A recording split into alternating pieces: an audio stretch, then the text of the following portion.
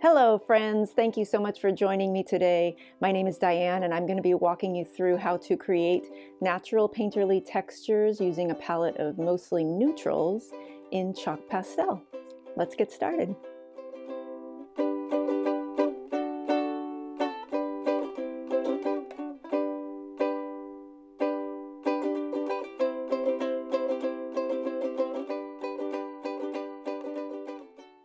So welcome, and before we begin, I just want to orient you to the things we're going to need for this class. We're going to need pastels. Whatever kit you have should be fine, but if you have a large kit like I do, you can pick and choose a little more. If you have a very small kit, even if you only have 12 colors, you can do this class. It's just going to require a lot more kind of blending colors together to create other colors. So for example, if you're doing the purpley blue here and you only have a purple and a blue and a gray, you would use all three colors to create that color rather than use a bluish purpley gray that may already be present in your kit.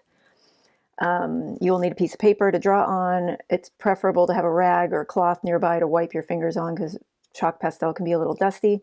And you'll need a printout of the photo we're going to be copying just a piece of. We're just going to do this little corner here to exemplify creating natural painterly textures with a palette of neutrals in chalk pastel.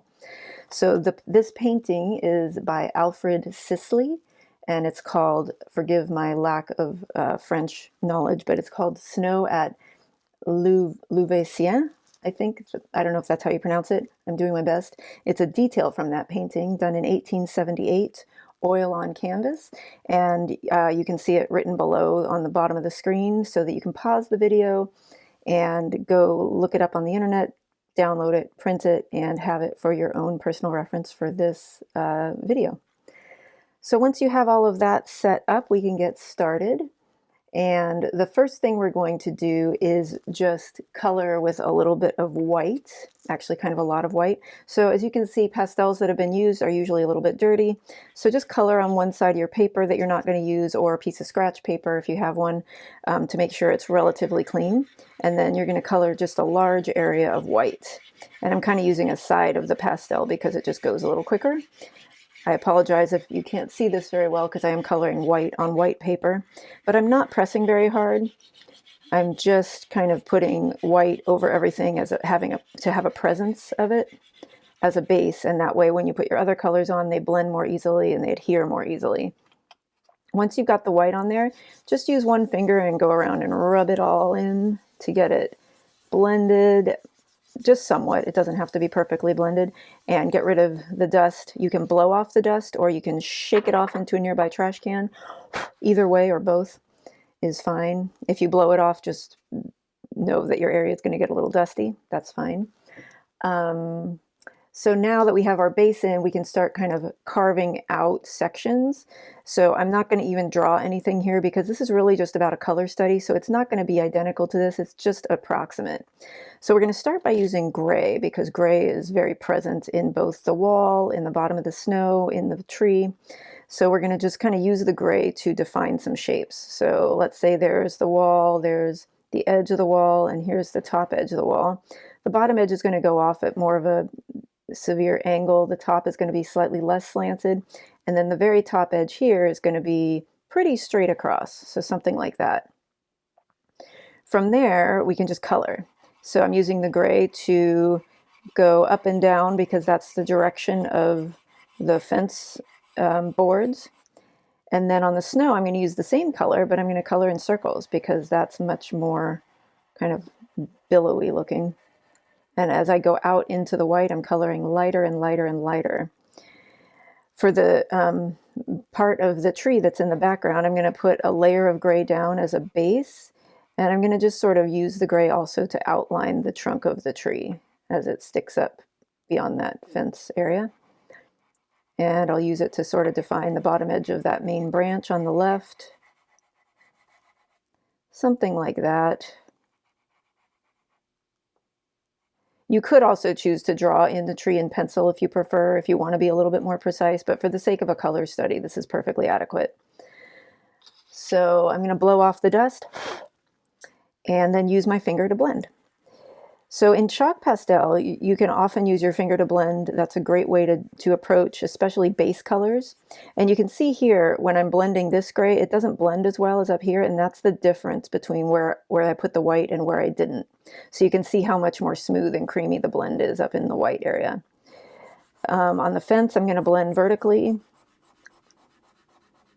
And up here, I'm going to blend in circles again because there's no particular direction.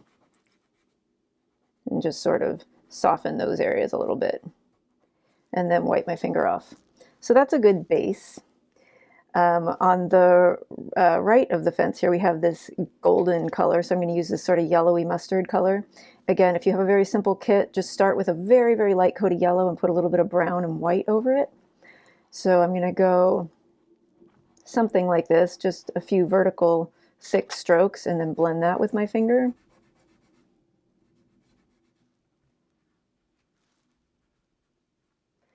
And now we've got a presence of color over most everything, except for the tree, but I'm not going to do the tree yet because it's so dominant and dark.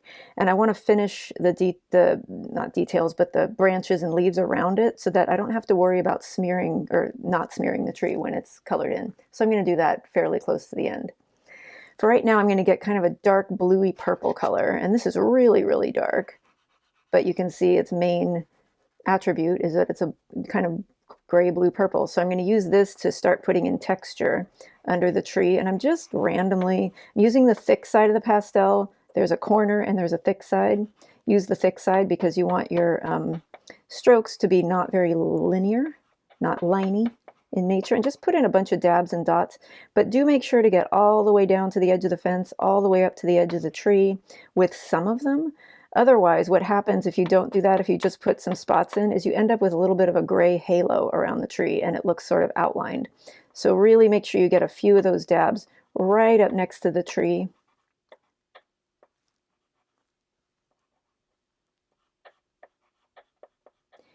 And then here I'm going to show you how to blend not using your finger, but rather using the pastel. So I'm going to go back to my original gray, and this is a technique I really like to use as much as possible. I don't like to blend with my finger, except for base coats, because it makes your color, using the pastel to blend, makes your color much richer and emphasizes the strokes.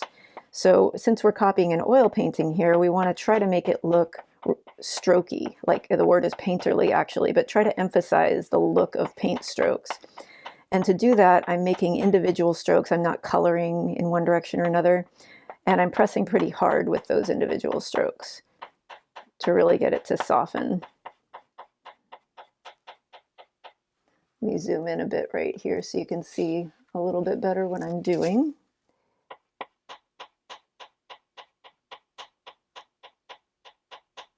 Something like that. And then I'm going to just wipe the purple off my gray for the next time. Let's see, what next? I guess I'll go in here and put a little bit of orange. So I'm just going to pick out kind of a yellowy orange, a bright color, and put some thin streaks of it into the wall there. And then I am going to use my finger here because I just want them to barely sort of whisper to the yellow and push up, but I don't want the yellow to get any more dense right there. I'm going to put a few kind of darker marks at the bottom, which I will put some brown over later, but that just kind of gives it more of a presence right there. Oh, and you know what? I neglected this part. We do need a bit of gray in here, so I'm going to just sort of use the tip of the pastel, the wide side, put some random strokes in there, and then use the white, making sure it's clean, to blend. So a good rule of thumb when you're using one pastel to blend another pastel is use the lighter color to blend. So up here, I put purple down and I use the gray to blend because it was lighter. Here I put gray down and I'm using white because the white is lighter. Actually, I'm going to do the same thing in the snow here, not because I didn't blend well enough, but because I want to get some sense of painterly texture there. So I did that. I don't feel like it's quite enough, so I'm going to put some more strokes of gray, kind of random curls and cues and stuff, curly cues, and then I'm going to use my white again. And it's starting to look more like a built-up bank of snow with all of that added layering. So you can see I've used the same colors for all three of those sections, but they are very different and they stand out against one another because the textures are very different, as well as the pressure. Like here and here I used more white, here I used more gray. So that's a good base for all that part. Now let's go into the fence and put in some browns. So I'm going to grab a brown that's sort of a medium brown, but it's got a hint of yellow in it. It's kind of a warmer brown. And I'm just going to put in, using the thick side, some pretty random vertical strokes. Lots along the bottom. In fact, the bottom is pretty much completely covered with vertical strokes, and that's what defines the bottom of the fence against the snow. And then there's fewer along the top, but still quite a lot. They're just not packed shoulder to shoulder the way they are along the bottom. And some going right through the center. Something like that. And now that I've got that in there, looking at the color difference, I can see there's definitely some yellow present. So I'm going to go back to that mustard color I used over here and put it into the brown and just pull up not every single brown stroke, but many of them to create a presence of that glowing yellow, that lovely warmth on the fence. Now I'm going to resist the urge to blend with my finger. I'm going to go back, where is it, to the gray and use the gray to blend. And I'm not super happy with that. It's a little too dark, so I'm going to try the white. Yeah, that's better. Even though the fence is not white, there's enough color on here to where I can use white and it doesn't show up as white because the colors are dominating. So I'm kind of planting my pastel at the bottom, pulling up, planting it at the top, pulling down. Whoops, I just crumbled some, so I'm going to throw that crumbly stuff in the garbage. And anyway, pulling up from the bottom and pushing down from the top, and the strokes kind of meet in the middle. And they're very rough, which is exactly what we want. We're trying to replicate a very painterly painting. So we've got that much. Now let's see. Oh, you know, I should put a little bit of brown along the bottom edge of the orange part.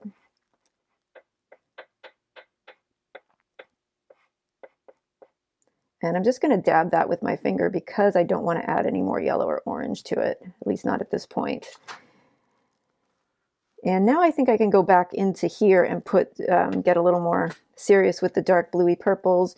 So I'm going to put in some more strokes. And I'm probably not going to blend those very much because all I'm doing is adding some darker pieces so that it's not quite as simple. It has more texture if I add a little more contrast. And I'll do the same with the white now. And we'll see how the white behaves over this color. It actually shows up pretty well. I'm a little surprised. If it hadn't, I would have had to either erase little bits and put white in over the erased parts, or just press harder and go over it a lot more. But as it turns out, the white's showing up rather nicely, so I don't think I have to do any of that. There's this one snowy branch here that I did leave a space for, so I'm going to color that in now just to create a placeholder for it. And you can see I'm coloring really hard over the purple to get that white to show up. But as I said, if that didn't work, I could always erase and put white on top, because pastel does erase pretty well with just a pencil eraser or a cap eraser or whatever. So I've got my textures in really nice. I'm happy with those. And now I'm going to go in and do some darkening. So I will put in the tree now. I'm going to use the same brown as a base that I did for the fence and just color solid with that brown.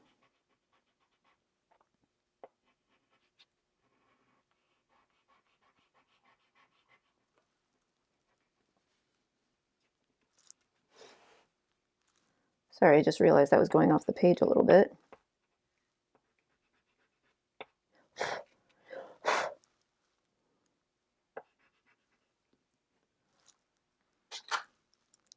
And then I'm going to add some, oops, I need to make that branch go, or the trunk go down a little bit more. Then I'm going to grab the, not black, I do not like to use solid black. This is a really cool deep gray. It's just a very dark gray that appears black. I'll show you true black though, so you can see the difference. So you can see that's just a lot darker and more charcoaly. The reason I don't like to use black is because I believe it makes things look a little more dead. So anytime you can use a really dark color that has a hint of a color in it, like this is a bluer sort of dark gray, it will automatically give your drawings and paintings a little bit more life. So I didn't put black everywhere. I just put it mainly on the right side and the bottom edges of the branches. And then I'm going to go back with the brown and make the blacks blend a little bit and make the browns a little bit more solid.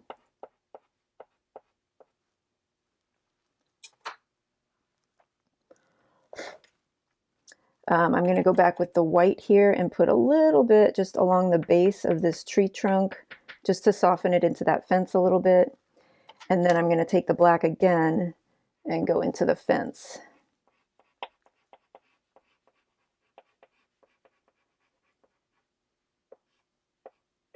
And same kind of technique I did with the brown, except I'm using less of it. There's a few horizontals of black in here. Not very much. Or sorry, not black, dark gray. And then to get those to blend, I'm going to go back and use the white again. And this time I'm not pressing hard, and I'm only really kind of touching the tip of each black one.